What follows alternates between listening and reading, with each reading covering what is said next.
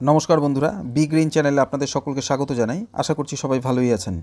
চন্দ্রমল্লিকার চারা লাগানোর সবথেকে উপযুক্ত সময় মে মাসের 15 তারিখ থেকে 30 তারিখের মধ্যে। এই সময় যদি গাছটা লাগিয়ে দেওয়া যায় তাহলে কিন্তু গাছটার শেপটা কিন্তু ভালো হয়, একদম প্রপার টাইমে কিন্তু ফুল পাওয়া যায় প্রচুর পরিমাণে। কিন্তু এই প্রচণ্ড গ্রীষ্মের দাবদাহের মধ্যে এই সময় গাছ রোপণ করা এবং সেই গাছটাকে টিকিয়ে রাখা কিন্তু খুব চ্যালেঞ্জিং একটি ব্যাপার। তাই একটি ছোট্ট ভিডিওর মাধ্যমে আপনাদের একটা ইনফরমেশন দেওয়ার চেষ্টা করছি। আপনারা যদি এভাবে যদি গাছটা রোপণ করেন, আপনার কিন্তু একটি গাছও কিন্তু মরবে না এবং গাছের গ্রোথও কিন্তু খুব সুন্দর হবে। চন্দ্রমল্লিকার এই চারা লাগানো থেকে ফুল ফোটানো পর্যন্ত 3টে পর্যায়ের মাধ্যমে এগোনো উচিত। সবার আগে 4 ইঞ্চি পটে সেটা রোপণ করতে হবে, তারপরে 6 ইঞ্চি এবং তারপরে কিন্তু 10 ইঞ্চি। এই 4 ইঞ্চি টবে গাছ রোপণ করা এবং গাছটাকে রাখাই কিন্তু সবথেকে চ্যালেঞ্জিং ব্যাপার। এই জন্য আপনাকে সবার প্রথমে সিন্ডারে যদি আপনি গাছ করেন, সেই সিন্ডারটা কিন্তু প্রপারলি বাছাই করতে হবে। মোটা দানা সিন্ডার কিন্তু এখন কখনোই 4 ইঞ্চি পটে কিন্তু গাছ লাগানো যাবে না। 2 mm বা তার থেকে যদি একটু কমও হয় সেটাও কিন্তু চলতে পারে, তাহলে কিন্তু আপনার জলটাকে কিন্তু কিছুটা ধরে রাখতে সাহায্য করবে। 4 ইঞ্চি পটে যখন গাছটি লাগাবেন, আরেকটা কাজ আপনারা করবেন যেটা কেবলমাত্র 4 ইঞ্চি পটের ক্ষেত্রেই প্রযোজ্য। 6 ইঞ্চি বা 10 ইঞ্চি পটে যখন আপনারা এটা ট্রান্সফার করবেন তখন কিন্তু এটা করার কোনো প্রয়োজন নেই। এই 4 ইঞ্চি পটে যখন আপনারা গাছটাকে লাগাবেন, এই সাথে আপনার 1 ভাগ ভার্মি কম্পোস্ট মিশিয়ে দেবেন, মানে 9 ভাগ সিন্ডার থাকলো এবং 1 ভাগ ভার্মি কম্পোস্ট। এই 4 ইঞ্চি পটে যখনই আপনি ভার্মি কম্পোস্ট দেবেন, এই সূর্যের প্রচণ্ড দাবদাহ এই সময়, তো এই সময় কিন্তু আপনি দেখবেন জলটা কিন্তু অনেকটা কিন্তু গাছ কিন্তু ধরে রেখেছে। সেক্ষেত্রে কিন্তু আপনার গাছটা কিন্তু কখনোই নুয়ে পড়বে না। এরপরে 4 ইঞ্চি পটে রাখার পরে অন্তত 1 মাস রাখার পরে আপনি 6 ইঞ্চি পটে সেটা ট্রান্সফার করবেন।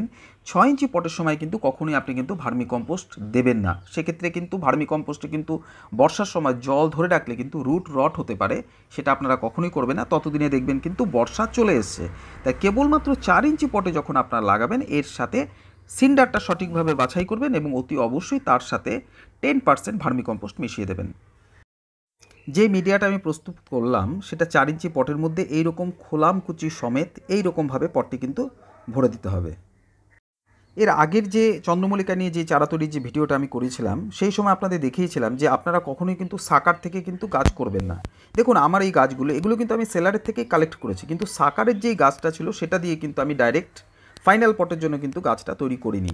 তাহলে আমি সেই সাকারটা দিয়ে যে গাছটা সেটা কিছুটা পরিমাণে বড় করে নিয়েছি এবং সেখান থেকে ডাল কেটে তারপরে কিন্তু আমি চারাটা তৈরি করেছি। কারণ সাকারের গাছের কি ডিসঅ্যাডভান্টেজ সেটা কিন্তু আপনাদের আগের ভিডিওতে আমি জানিয়েছি। দেখুন খুব সুন্দর করে কিন্তু শিকড় বেরিয়ে এসেছে। দেখুন প্রতিটি চারা থেকে কত সুন্দর কিন্তু শিকড় বেরিয়ে এসেছে। 7 থেকে 10 দিনের মধ্যেই কিন্তু এই শিকড়গুলো কিন্তু বেরিয়ে এসেছে। এখন এই গাছগুলো যদি আমি রোপণ করি তাহলে এই গাছগুলো কিন্তু মরে যাওয়ার কিন্তু তেমন কোনো সম্ভাবনাই নেই।